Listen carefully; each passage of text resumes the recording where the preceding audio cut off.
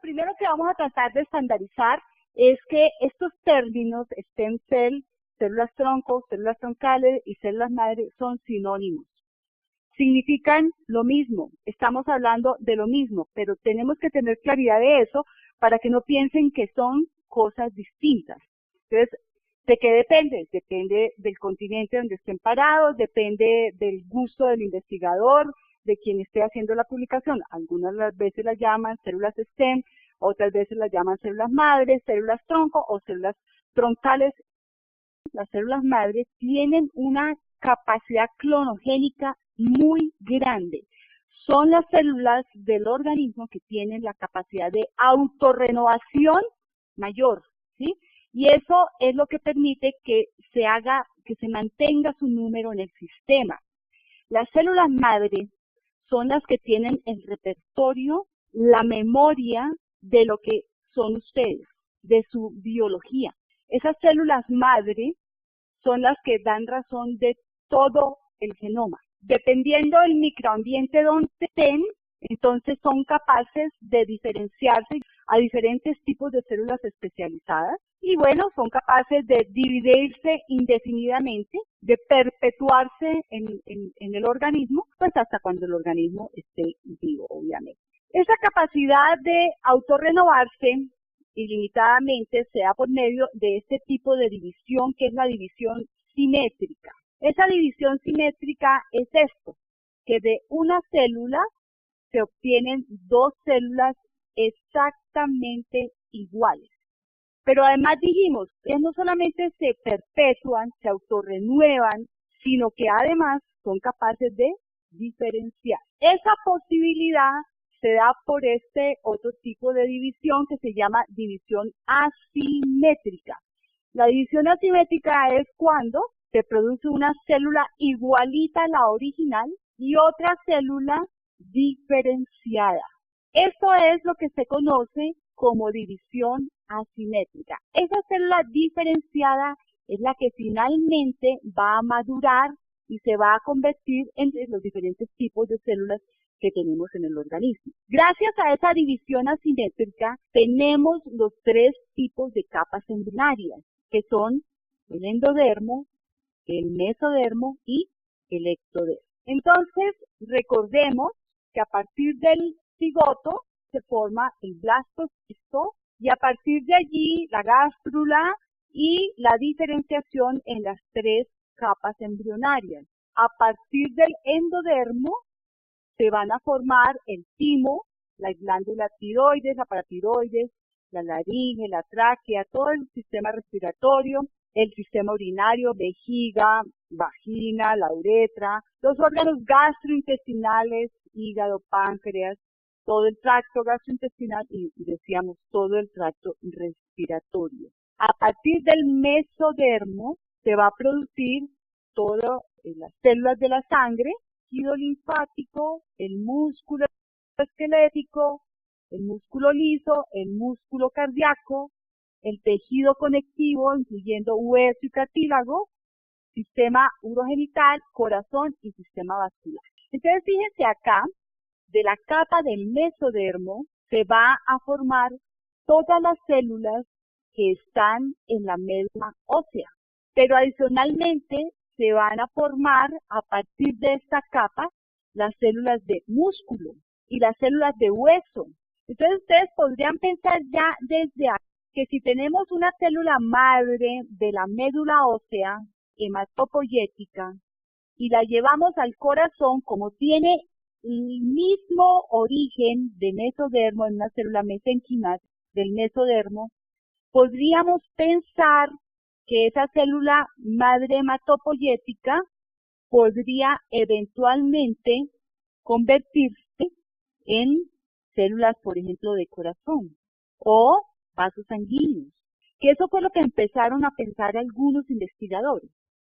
¿Cuáles células madre son las del mesodermo? Entonces empezaron a ver que allí estaban las hematopoyéticas, estaban las mesenquimales y estaban otras, por ejemplo, las células ovales, que son las que dan origen al tejido del hígado, a los hepatocitos. Entonces, en cada una de estas capas empieza a haber un tipo de células madre diferenciadas, entre comillas, o sea, como especializadas para dar un tipo de tejido. Pero como vienen de la misma capa embrionaria, la pregunta inicial de los investigadores es, ¿será que la célula madre hematopoyética es capaz, siendo de la misma capa embrionaria, de producir células de corazón? Fue la primera pregunta que se hicieron. O hueso, o cartílago, o músculo esquelético. Y en el ectodermo están las células entonces de piel, tejido neural, médula adrenal, glándula pituitaria, tejido conectivo de la cabeza y cara, ojos y oídos. Entonces esto solamente para recordar que se forma a partir de cada una de las tres capas embrionarias. Esto es muy importante porque a partir de ahora vamos a empezar a hablar de las células madre de cada una de las capas embrionarias. Estas células madre entonces se dividen por el potencial de diferenciación. Por ejemplo, totipotenciales, pluripotenciales, multipotenciales, bipotenciales, unipotenciales. El tejido de origen, o sea, de dónde proviene, y la capacidad de repoblación, o sea, de rápida repoblación o de larga, long, short, cómo se hace esa repoblación. Bueno, veamos la clasificación acorde con el potencial de diferenciación. Entonces decíamos totipotenciales o totipotentes, pluripotentes, multipotentes y unipotentes. Pues aquí faltaría la bipotente, pero ya la vamos a ver en ejemplos cuando veamos hematopoyética. Entonces, lo primero que hay que aclarar es que las totipotentes son las que dan origen al tejido embrionario y extraembrionario para producir un organismo completo. O sea, son las células del cigoto, que son capaces de producir tejido embrionario y extraembrionario, que son finalmente los que después dan origen al blastocisto, de donde se sacan las blastómeras, que es de donde salen las células madre embrionarias. Luego vienen las pluripotentes, son las que están en las tres capas embrionarias, endodermo, mesodermo y ectodermo. Tiene la posibilidad de ser timo, tiroides, paratiroides, laringe, tráquea, vejiga, cualquiera de estos. En cambio, las multipotentes ya están definidas. Una multipotente, por ejemplo, la célula madre hematopoyética, solamente da origen a un tipo de células, que son las hemáticas. De este el ejemplo de pluripotentes sería que dé origen a cualquiera de las células del mesodermo. Y las unipotentes son las que ya tienen linaje definido. Por ejemplo, la unidad formadora de colonias eritroides es unipotente, o sea, el potencial es de formar únicamente eritrocitos. Entonces decíamos, ese cigoto está formado por las capas externa y la interna, ¿cierto? Dos capas. La capa externa da todas las propiedades de endodermo extraembrionario y la interna, tejido embrionario con capacidad regenerativa de las diferentes líneas celulares. Entonces, este es el que evoluciona y se convierte en el blastocisto. Este blastocisto está compuesto por unas unidades que se llaman blastómeras. Esas blastómeras son las que pueden ser llevadas a cultivo y convertidas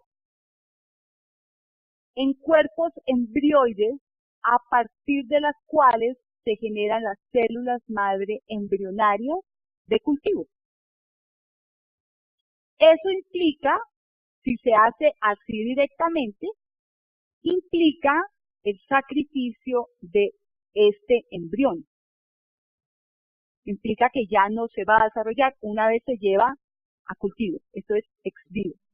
Si siguiera su curso, este blastocisto evoluciona hacia las tres capas germinales con la posibilidad de producción de las células que ya dijimos, ¿cierto? De la capa del ectodermo, del mesodermo y del endodermo, o de las células germinales. Para que lo veamos un poquito más claro, de esta masa celular interna del blastocisto se toman uno de estos cuerpos que son las blastómeras y en cultivo se producen estos cuerpos embrioides, ¿sí? Esos cuerpos embrioides son células madre pluripotenciales, ¿sí? ¿Recordamos? Las pluripotenciales son las que están acá en el blastocisto, que son capaces de dar origen a cualquiera de las tres capas embrionarias, pluripotenciales, o si persiste, si sigue su curso, células madre multipotentes de cualquiera de las tres capas embrionarias. Según su origen, entonces las vamos a dividir en dos grupos por ahora. Más adelantico vamos a ver que hay otro grupito adicional que se nos une, pero vamos como trabajando evolutivamente, históricamente, como ha ido cambiando. Entonces, las células madre embrionarias, que ya dijimos, tienen la capacidad de ser pluripotentes. Células madre embrionarias que se comportan como células pluripotentes. Y las células madre somáticas o células madre del adulto que se comportan como células multipotentes. Pero ojo, oído y atención. ¿Se acuerdan que les dije que la pregunta de si esas células multipotentes, o sea, una célula madre hematopoyética, fuera capaz de pronto de estando en la misma capa germinal convertirse en células de músculo cardíaco, si fuera posible? Y poco a poco los investigadores, por eso están las lineecitas así, ¿sí? Se fueron dando cuenta que sí, que había posibilidad que dependiendo lo que estuviera en el medio donde estuviera creciendo esa célula, se podía diferenciar hacia otro tipo de células, inicialmente de su misma capa embrionaria. Pero vamos a ver que incluso se empezaron a dar cuenta, y por eso dicen en este momento que esas células tienen capacidad de ser pluripotentes también. Incluso se ha encontrado que células madre somáticas o del adulto que ya tienen un grado de diferenciación, ¿cierto? Porque son multipotentes, se pueden, mediante un proceso de transdiferenciación, convertir en células de una capa germinal diferente. Por ejemplo, las del mesodermo, producir unas células de ectodermo. Células madre hematopoyéticas, aisladas, caracterizadas como células madre hematopoyéticas, y produciendo células de tejido nervioso, que son de ectodermo. Entonces, ¿de dónde pueden venir estas células? Les decía, pueden venir directamente de este blastocisto en cultivo, ¿cierto? Implicaba en algún momento, en este momento ya no implica la destrucción del blastómero, ya no implica la destrucción del blastocisto completamente, y ya les voy a explicar cómo lo hacen, pero pues eventualmente podría significar la destrucción de este producto, y pues que allí no tuviese ninguna evolución. Entonces, células madre embrionarias de cultivo, también se pueden obtener células madre embrionarias de un feto en el adulto, en un tumor que se llama un teratocarcinoma.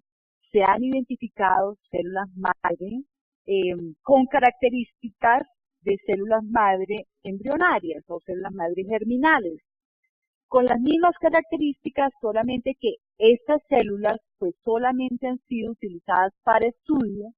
Obviamente no pueden ser utilizadas para tumores, pues porque están aisladas ya siendo aisladas de un tumor, entonces no sería conveniente, ¿cierto? Bueno, ¿qué ha pasado con esas células madre embrionarias? Hasta acá, 2001, que son teratogénicas. Y a hoy, 2014, continuamos con lo mismo y con todos los avances que ya vamos a ver que esto ha evolucionado, este trabajo con células madre ha evolucionado bastante, ya lo vamos a ver, pero siguen teniendo una posibilidad teratogénica muy alta, entre el 40 y el 60% de producción de tumores por trasplante. Entonces sigue siendo un porcentaje muy alto de producción de tumores secundarios al trasplante. Entonces les decía, este ha sido el método tradicional destruyendo el embrión para el cultivo de células madre embrionarias. Pero se identificó un método más o menos antes que terminara el siglo pasado, comienzos de este siglo, en el que tomaban una sola de las blastómeras. Cuando estaban aquí en su sexta división, ¿sí? Un blastómero de 6 células, aquí de 2, de 4, de 6, de 7. Entonces, en ese momento, tomaban una sola de las blastómeras con unas micropipetas súper especializadas, sacan una de la blastómera, porque esto se sigue haciendo, y la llevan a cultivo y a partir de ahí ya se consiguen los cuerpos embrioides y las células madre embrionarias. La ventaja es que el blastómero no es destruido y sigue su proceso de división de blastocito y llega a embrión con su desarrollo normal. Entonces, en este momento, el problema ético de tener que matar un embrión para darle vida a alguien más, o sea, matar para vivir, que ha sido uno de los grandes problemas de este tipo de procedimientos, pues ya no se da, ¿cierto? Porque ya no hay necesidad con los avances de laboratorio, en este momento ya no hay, en ese trabajo micro, ya no hay necesidad de destruir el embrión, sino que se saca una blastómera y se hace el cultivo, la producción de los cuerpos embrioides y ya no habría ningún problema. Entonces, a partir de esos cuerpos embrioides y dependiendo de lo que pongamos en el medio, de las interleuquinas que estén allí en el medio, se podrían producir células de cualquiera de las 3 capas embrionarias, ¿sí? O endodermo, mesodermo o ectodermo. Pero se dieron cuenta que estas células, ¿sí?, del mesodermo, especialmente las hematopoyéticas y las mesenquimales, tenían la posibilidad de producir no solamente células de la médula ósea, o sea, para lo que fueron generadas inicialmente, sino que eventualmente eran capaces de producir células, por ejemplo, como neuronas, y cualquiera de las otras que están aquí, que no son de su misma capa embrionaria, sino que son de ectodermo.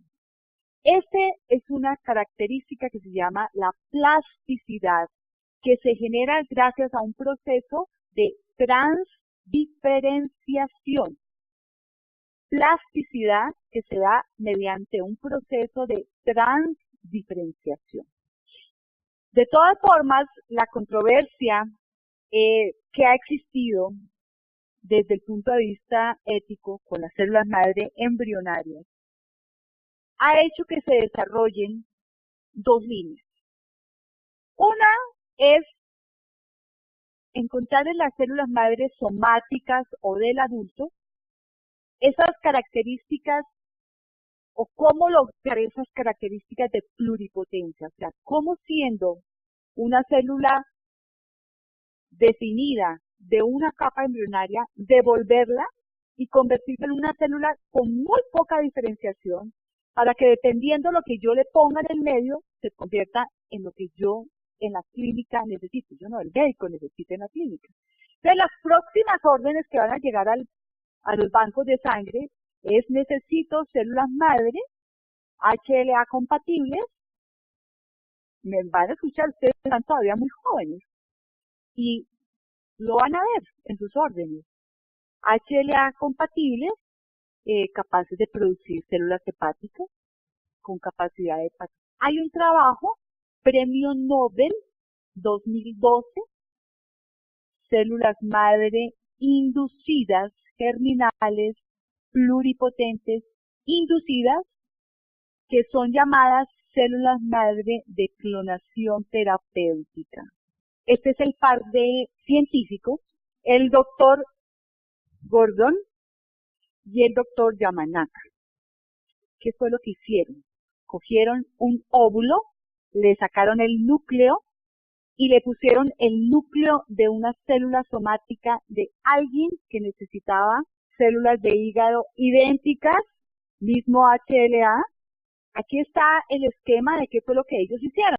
Del óvulo, ¿cierto? Sacan el núcleo del óvulo, ese citoplasma de ese óvulo, entonces le fusionan el núcleo de la célula somática de la célula adulta.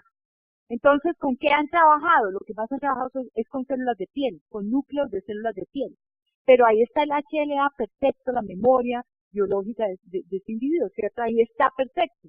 Y entonces, esto que se convierte en un embrión, comillas, clon, porque es el núcleo de alguien en un óvulo, lo ponen en cultivo y lo diferencian. ¿Hacia dónde lo diferencian? Hacia donde ellos quieran. Obvio, está en proceso, ¿cierto?, de investigación, de estudios, de mil cosas, y por el momento con unos costos muy altos. Entonces tiene que llegar como todo en la ciencia que nos ha mostrado que al principio hacer una simple transfusión era igual. En este momento es algo muy sencillo, ¿cierto? Desleucocitar una sangre era algo súper sofisticado, en este momento es algo absolutamente sencillo, económico. Hace 15 años era algo muy costoso. Entonces cada cosa, en la medida que se va haciendo los desarrollos científicos, va disminuyendo los costos, y pues para que tenga acceso a mayor número de personas. Entonces, ¿qué se necesita? Se necesita, obviamente, la activación de una serie de genes, dependiendo de lo que se quiera producir. Se debe activar una serie de genes, se debe producir una desdiferenciación y una reprogramación hacia la célula o hacia el tipo de células que uno necesite de ese individuo, ¿cierto? In vitro.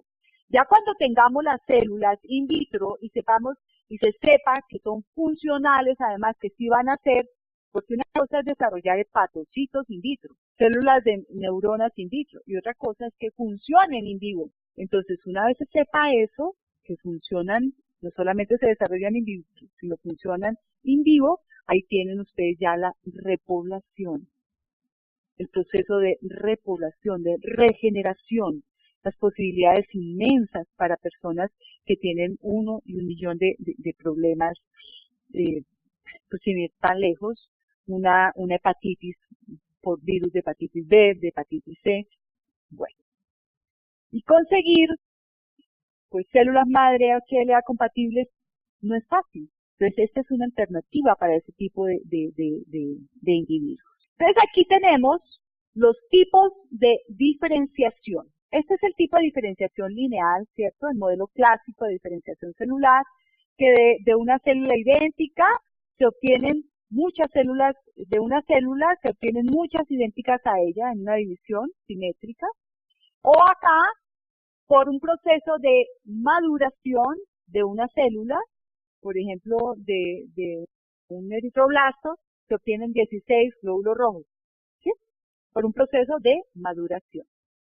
Acá, entonces, podemos, en este ejemplo, lo que nos está mostrando es que estas células adultas somáticas o células de adulto tienen la posibilidad de convertirse en un linaje o en otro linaje. Un ejemplo, por ejemplo, supongamos que esta sea el progenitor hematopoyético, ¿sí? La célula madre hematopoyética, y aquí se transforma en el progenitor mieloide común o en el progenitor linfoide común. Es una célula que tiene la capacidad de diferenciarse en precursores comprometidos, pero esto común igual sigue siendo multipotente, ¿cierto? Porque da origen, aquí, si es el mieloide común, da origen a los eritrocitos, a las plaquetas, a los granulocitos, a los monocitos, ¿sí?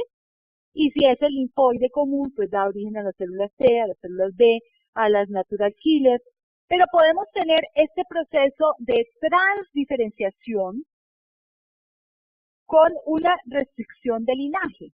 Quiere decir que la célula, la misma célula, sin un intermediario como acá, la misma célula podría eventualmente producir este tipo de células o mediante un proceso de transdiferenciación, cambiándolo el microambiente, ¿sí?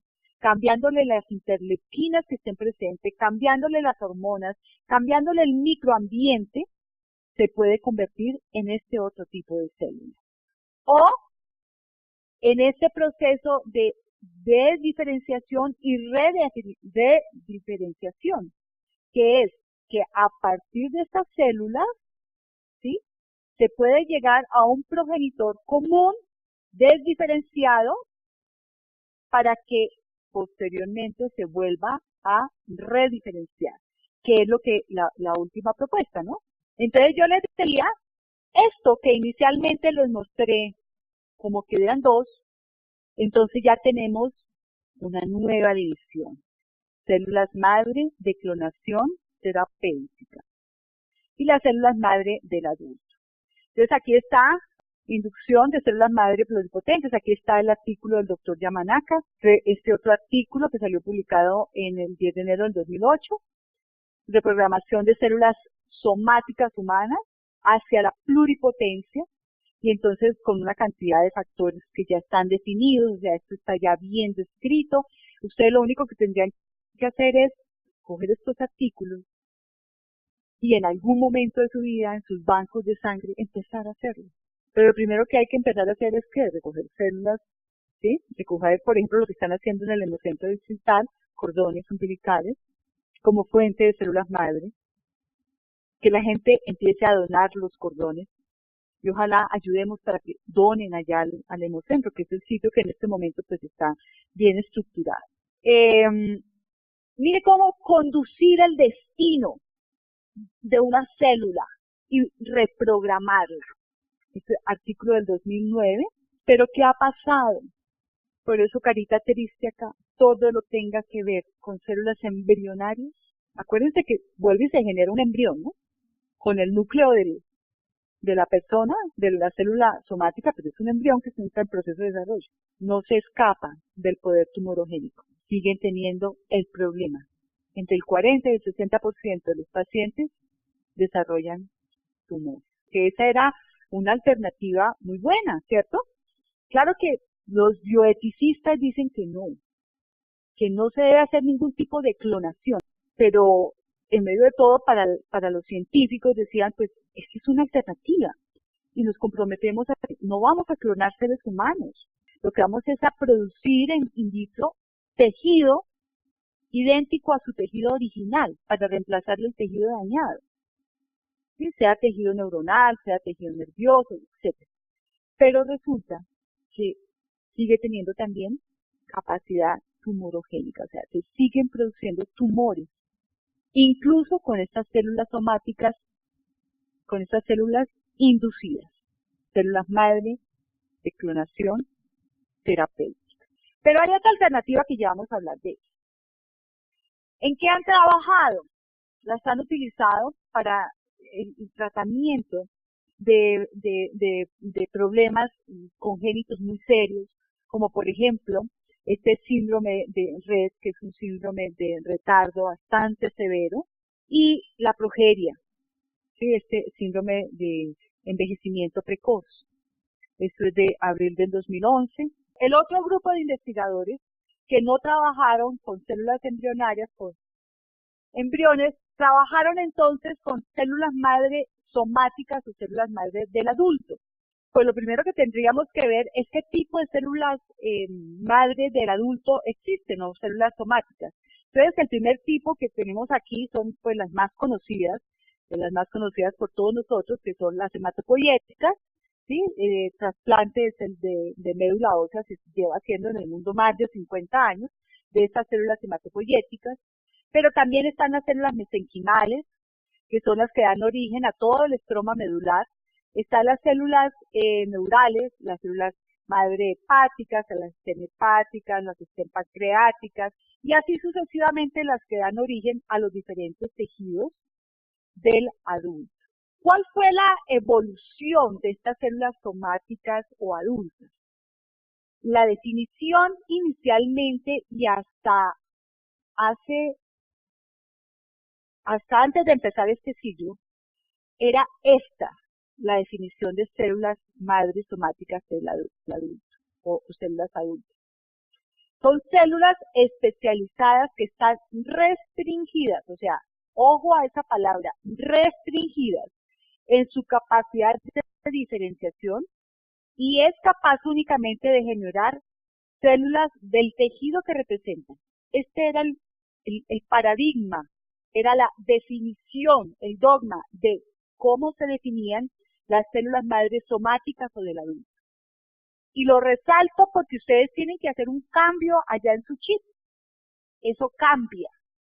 Eso cambia a partir de 1999, se hizo esta primera publicación en Science.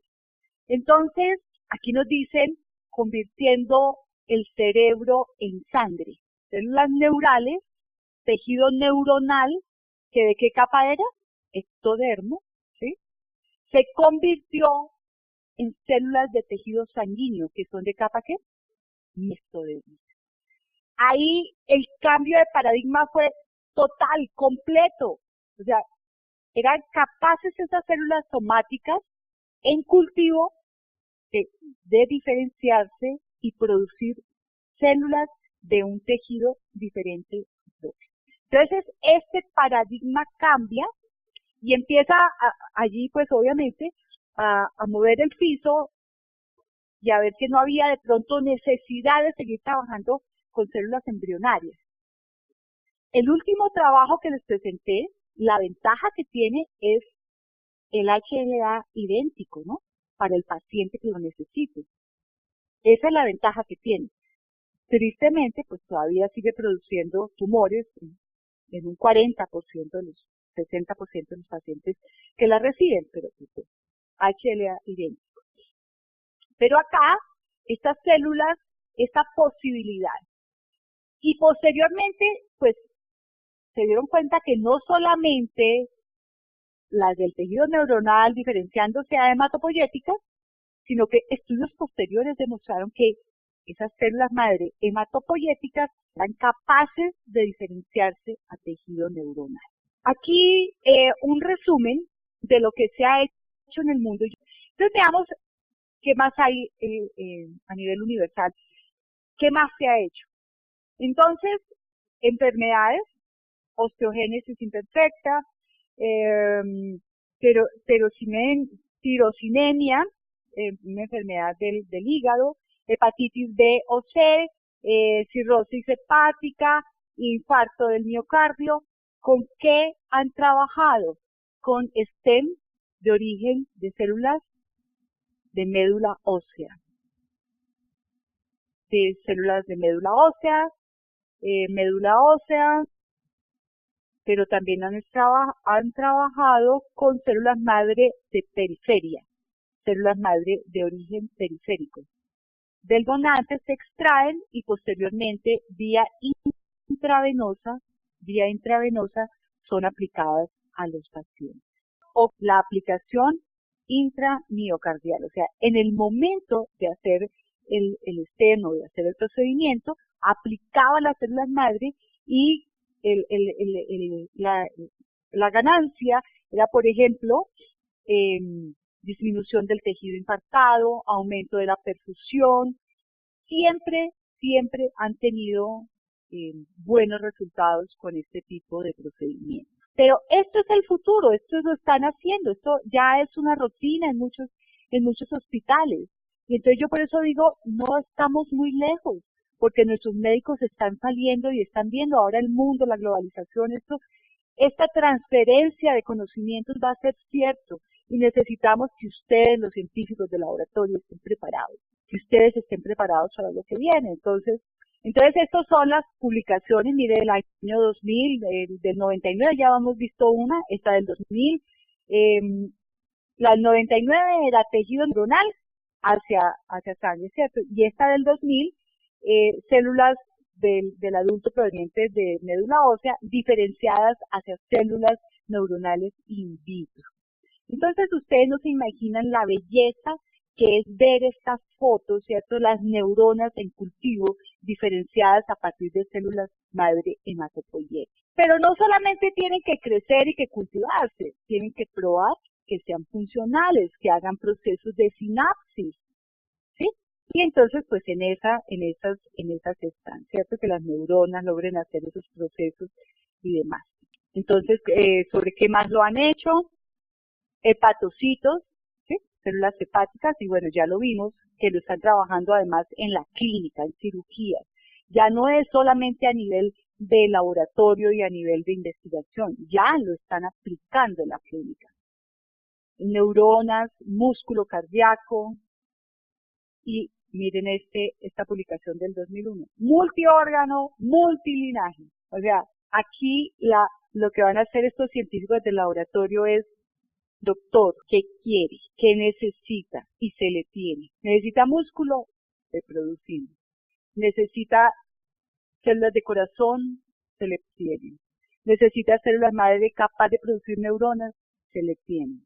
Ahí el reto es, volvemos al problema, que sean HLA compatibles, etcétera, etcétera, etcétera, que ha sido el problema de estas células somáticas del adulto. Pero ventajas sí, ventajas.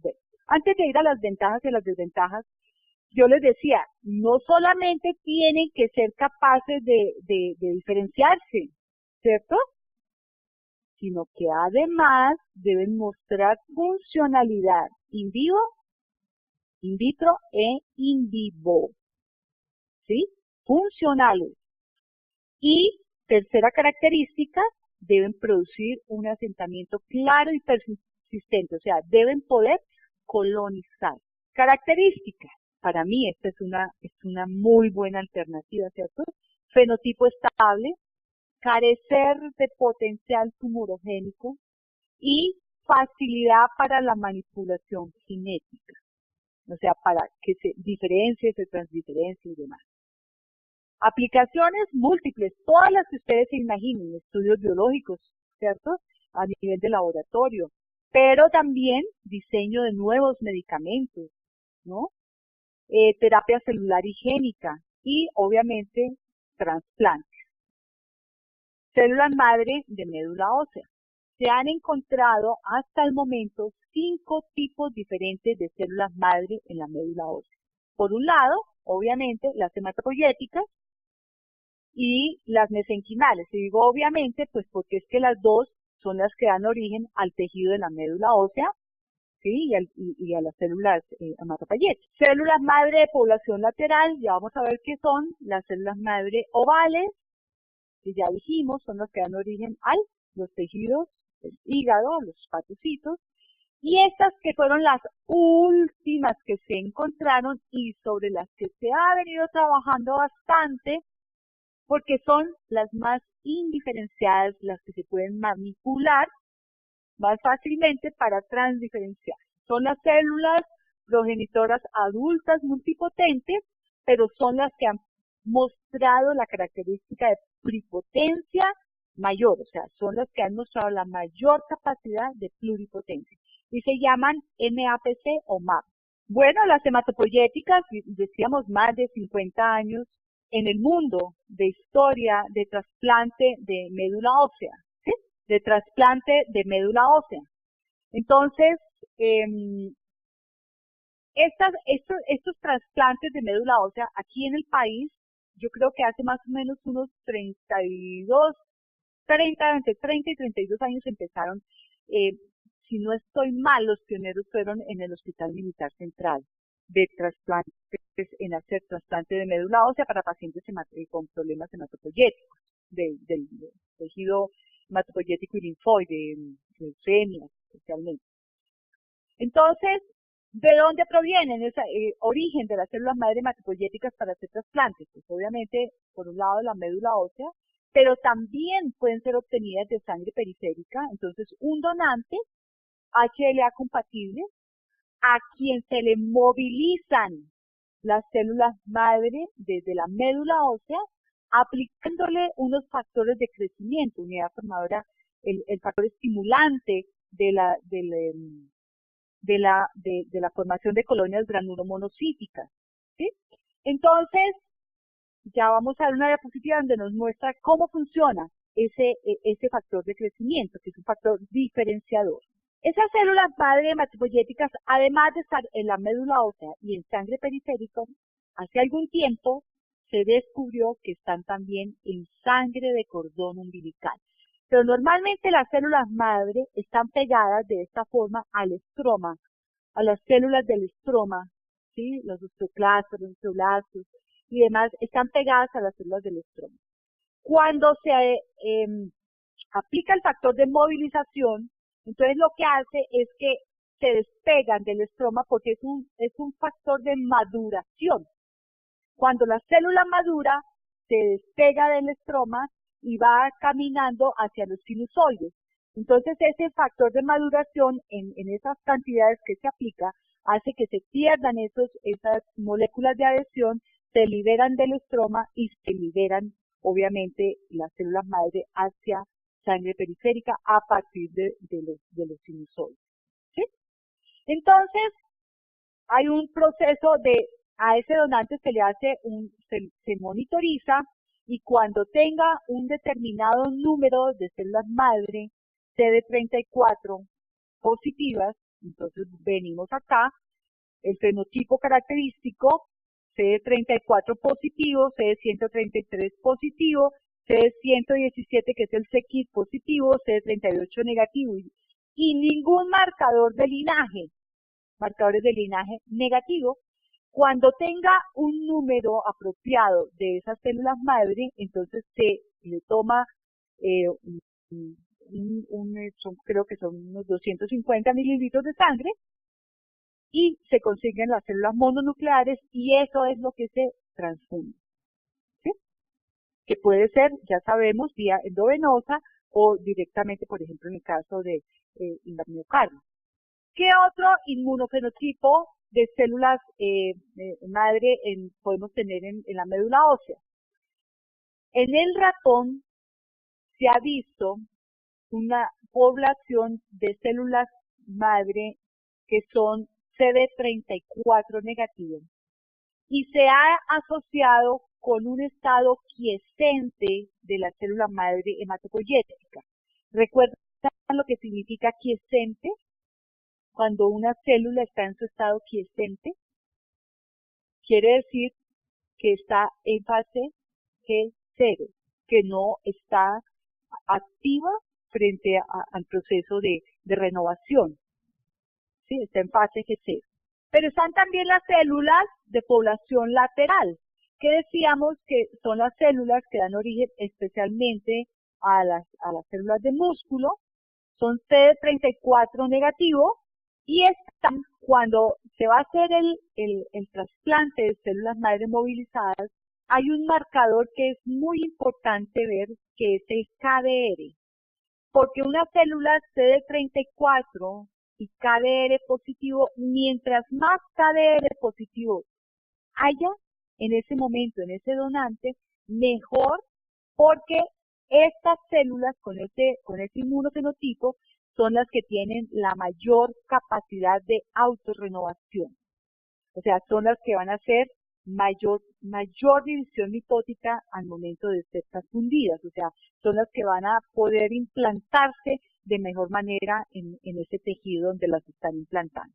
Bueno, características de esas células madre. Entonces tienen capacidad de reproducirse por sí mismas, obviamente, de diferenciarse a células maduras hematopoyéticas, pero también tienen plasticidad. ¿Recuerdan lo que era la plasticidad?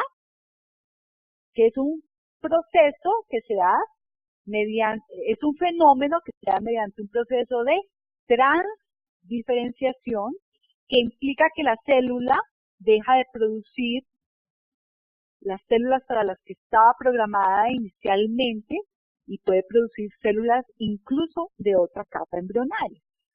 Tejido no hematopoyético, músculo, hígado, vasos sanguíneos, tejido nervioso, piel, etcétera, ¿cierto? Acuérdense de esa publicación.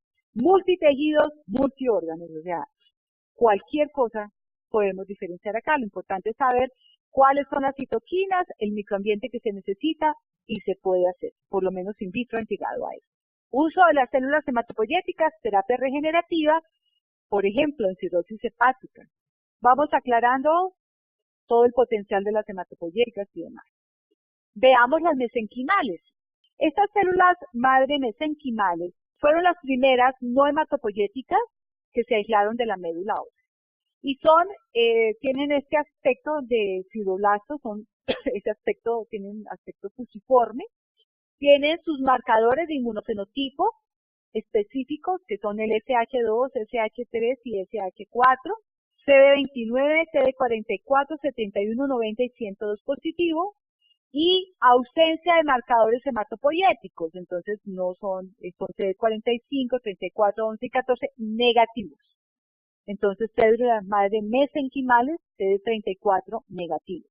¿Dan origen a quién? Ya lo habíamos dicho. Hueso, osteoblastos, osteoclastos, condroblastos, pero también dan origen al tejido graso, adipoblastos y mioblastos. Entonces, en la grasa debe haber células madre mesenquimales. Esta publicación del 2008, donde nos muestran que en cultivo esas células madre mesenquimales deben dar origen a adipocitos, a osteoblastos, a condrocitos y a miocitos. ¿De dónde se han aislado? De cordón umbilical, de músculo esquelético, de tejido adiposo, de sangre periférica, de médula ósea, de líquido sinovial y de los tendones.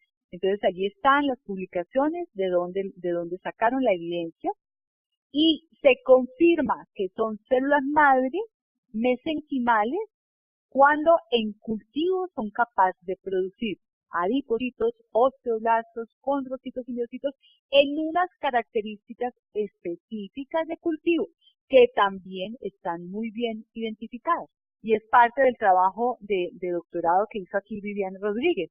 Ella trabajó con células madre mesenquimales, algunos estudiantes trabajaron con ella sus trabajos de grado en estudio de células madre, diferenciándolas. Entonces, alguna hacía el protocolo para convertirse en miocitos, entonces utilizaban, por ejemplo, aquí dice que tienen que utilizar 5-azathioprine, pero otras utilizaban ácido ascórbico, beta-glicerofosfato, dexametasona y obtenían osteoblastos en cultivo. Esas células madre de población lateral, que les decía, son células madre que se han encontrado, que son las células que producen células de músculo, son unas células que florecen con rodamina 123 y que se diferencian dos poblaciones de ellas, son CD34 negativos. Al teñirlas con la rodamina, unas producen una emisión de fluorescencia muy brillante y otras la fluorescencia es muy tenue. Son las dos poblaciones que hay de esas poblaciones de células madre de población lateral o side population. Constituyen del 0.02% de la sangre periférica movilizada, o sea, bastante menos que las células madre hematopoyéticas y las mesenquimales. Se encuentran en médula ósea, ya habíamos dicho, en sangre de cordón umbilical y al ser movilizadas, ¿cierto? En una proporción bastante menor que las hematopoyéticas, insistimos. Las células madre ovales también se encuentran allí en la médula ósea, son las que dan origen al hepatocito, son CD34 positivo, marcadores de linaje negativos y todo el resto, CD103, no expresan el CEGIT y demás, y dan origen a células epiteliales del árbol biliar y a los hepatocitos, o sea que esas células ovales son bipotenciales. Y llegamos a estas MAPC, que son las últimas, les decía, son las últimas que se descubrieron. Y la publicación tiene 10, 12 años, del 2002 exactamente, tiene 12 años la publicación, y ha generado nuevas y muy buenas expectativas. Tiene algunos problemas, obviamente, pero las han descrito como las auténticas células pluripotenciales, o sea, capaces de diferenciarse hacia cualquiera de las tres capas embrionarias, tejido de cualquiera de las tres capas embrionarias. ¿Qué ventajas les han visto a esas células? Que, ojo acá, no expresan antígenos, HLA de clase 1 ni de clase 2. ¿Se acuerda que decíamos el problema de las somáticas es el HLA, es el HLA? Pero estas no expresan antígenos HLA de clase 1 y de clase 2. Son CD34 negativo, CD44 negativo, o sea, CX negativo, CD45 negativo. Son unas células con un inmunofenotipo muy indiferenciado, muy indiferenciado. No se ha observado potencial teratogénico, o sea, tampoco produce tumores. Fíjense que ninguna de las somáticas se ha asociado con capacidad teratogénica. Y tienen una capacidad de proliferación grandísima. Dicen que son capaces de proliferar in vitro con más de 120 divisiones celulares sin un aparente envejecimiento. Pero así como tiene todas esas bondades, tiene limitantes. El mismo hecho que esté en esas condiciones de ser una célula tan poco diferenciada, entonces hace que las condiciones del cultivo sean unas condiciones muy especializadas, ¿sí? Muy especializadas. Y eso pues obviamente implica costos, tiempo. Entonces pues esa ha sido la limitante que le han visto, que es un trabajo supremamente costoso.